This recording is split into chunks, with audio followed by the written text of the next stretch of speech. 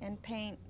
He painted 2 paintings that for a very special 2 groups. One was Supertramp and one was Pat Benatar.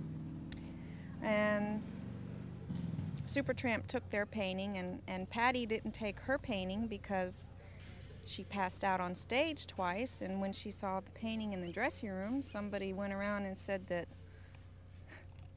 well, maybe I shouldn't say this, because we said have that a an warlock audience. painted the paintings, and she had just come back from the hospital from passing out on stage, and so consequently painting ended up being given away as a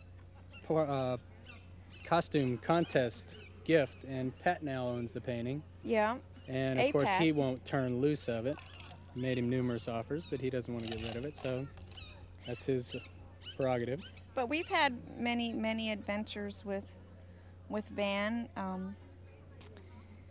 So many that I don't think we would have enough time to tell you. As everybody here, I'm sure, has had many adventures with him. But I love the man so much, so very close. And without knowing Van, I truly believe I would have been a lost soul. But I'm not. And I love the man very dearly. And he also said that he had absolute, complete, and conclusive proof of life after death. Van, we're still waiting. Actually, it's true, because he was in my room the other night. Honest to God. Van used to tell me when he would visit me, I would know his presence in the room because he would either tug on the sheets and it would feel like a little fish on the hook, or there would be a sinking feeling on the bed. And I experienced that quite a few times in knowing Van. And just last week I was laying in bed just about to go to sleep, and I was thinking thoughts of Van, trying to think of everything that we've done and said so that I can imprint it on my mind and always remember it. I'm trying to bring it all up. And my body, all of a sudden my body got all tingly and hot, and started from the tip of my toes and went all the way up to my ears. And my ears were ringing. And all of a sudden I felt this little tug on the end of the bed. And I knew Van was there. I said, Van, you're here. And in my mind, he told me he was there and that he was very happy and that he was more powerful now than he ever was. So I believe that. So I feel good today. I feel good knowing that. He was just called away to do a different duty. And Van will never leave. Never. When you have sculptures that are guaranteed for 10,000 years in the sun, and after that you got to put them in the shade, you kind of know that there's going to be something here for posterity. And Plus, the fact that he had such an effect on so many people, you know, his effects were very broad-ranging. People that would meet him only one time would remember him very fondly because of the fact that he imparted goodness and wisdom and knowledge to the people that he met. And I can't recall ever hearing anybody who knew him have anything bad to say about him. He was a wise man, he was a kind man, he was a good man. And the legacy that he's left us is something that lives inside of each person that was close to him. And now it's our job to just, you know, let the time that we spent with him be worthwhile in our dealings with other people, and help to be better people. And as he said many, many times, the earth is our garden. Why do you want to screw it up? And he always told me, too, that he was the awakener, and that he was. He awakened many people. He certainly did us. Did, that's for sure. Next to, you know, next to our parents, of course, he would have to be the most influential person to have ever crossed our paths. And, you know, as far as a mentor, and I don't, you know, I don't foresee anybody else ever being able to take his place. He had a tremendous power. He may have bullshitted a lot, but underneath all that bullshit, there was some heavy truth. True power.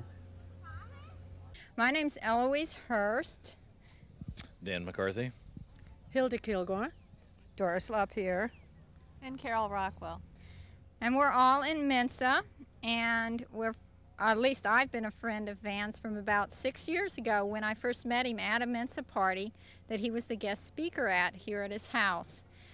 And I must say I love the man instantly. He's so kind and friendly and giving, and he shares his wisdom, and he loves to play games. I mean, he could bullshit by the hour, and most of it was mind games. He would want to see if you could catch on to what he was doing and play the game with him.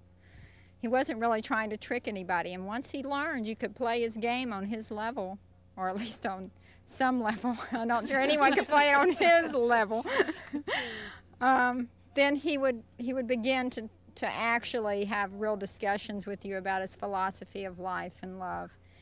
And I can't say enough about how much I love the man and how much he enriched my life in the 6 years that I knew him. It's one reason most of us found Van so fascinating was that he was intelligent. If he wasn't in Mensa, he certainly should have been. But I think he was intelligent, and he didn't try to hide it. Okay, I think that one of the things that impressed me, and it's probably caught some of the others, was this. People call it bullshit. Almost everybody, without exception, has run into this. I think it was kind of a test to see if the other person was really worth talking to. If you were swallowing hook, line, and sinker everything he was saying, well, then he just kept feeding it to you, but never really revealed any of himself. Because we've talked about nuclear physics and astrology, engineering. It can be hard to even start to name the subjects that I've talked with him about. And while he may not be at the latest cutting edge, he certainly knew enough about it to hold up his end of a conversation. Yeah, there was very little that he couldn't talk about. Seriously, I don't know of ever touching on a subject that Van couldn't talk about. Hi, I'm Candy, married to David, Lou's one and only son, or their heir to the throne, as they always jokingly said. In terms of how I met Lou, it was interesting. Marge came over one day. I had just been a new junior moving to the university, and Marge came over in her muumuu and her red hair and her lipstick and her foo-foo dogs, barefoot with a cigarette coming out of her holder, and she was going door to door looking for a newspaper.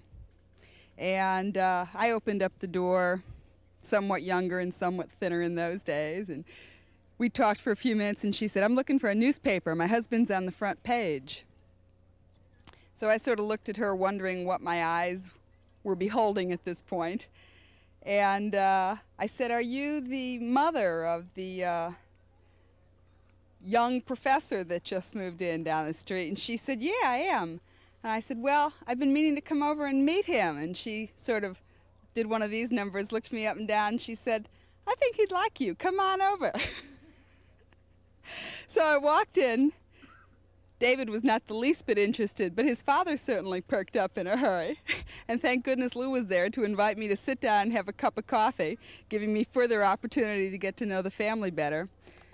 Well, then the next day, Lou said, "Why don't you come on out?" He said, "I'm building a house. I want to show it to you."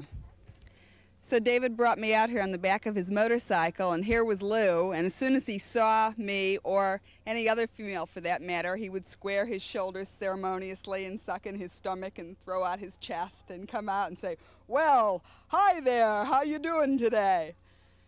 And he said, "Let me show you my new house." And he had laid the first block all the way around for the dome in this big circle, and he said, "This is where I'm going to build my house." And sure enough, that's exactly what he did, with a minimal assistance from other people.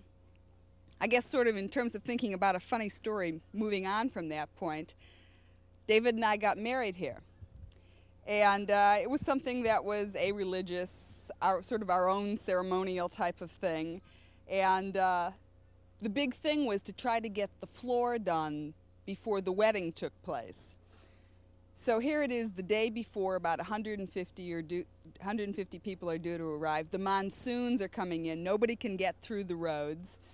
And I'm on the threat of hysteria here, wondering what's going to happen to our plans.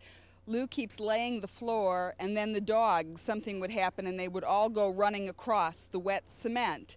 And Lou would sort of, "Get out of here, get out of here." I guess we'll have to do it again, won't we? And come back over and trowel it all out. And I'm crying upstairs, and he said, "Candy, I think we need to move the wedding." And this is like 10 hours before it occurred.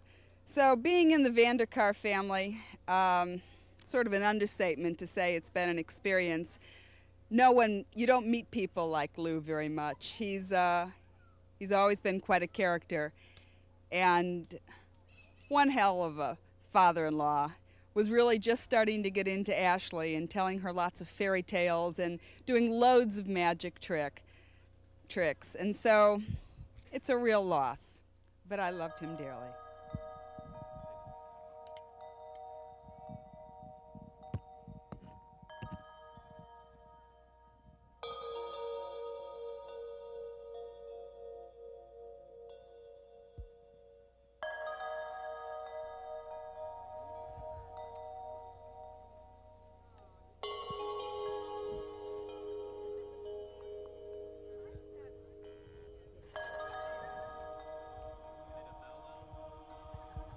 Okay, you may not have noticed, but we're trying to be very casual today.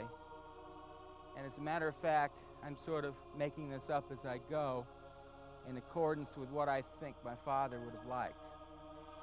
My father was not the sort of person that you would discuss death with, because he really didn't believe he was going to die, I don't think. Father was of two minds. There was a very rational, very realistic person, and it was a person that really enjoyed fantasy a great deal. And the realistic person, of course, realized that we're all born and we all die. That's the natural course of events. I remember that one of the most significant things that occurred in my life was a time when I was a young boy.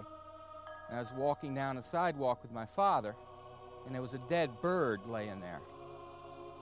And my father said to me, he said, "Someday this is going to be you, that you're going to die." And at the age of 5 or so, about the age of my daughter now, the notion of dying really sunk home. But the fantasy aspect of my father really didn't want to admit that he was mortal. And we really never discussed it in terms of what he would like, other than I think he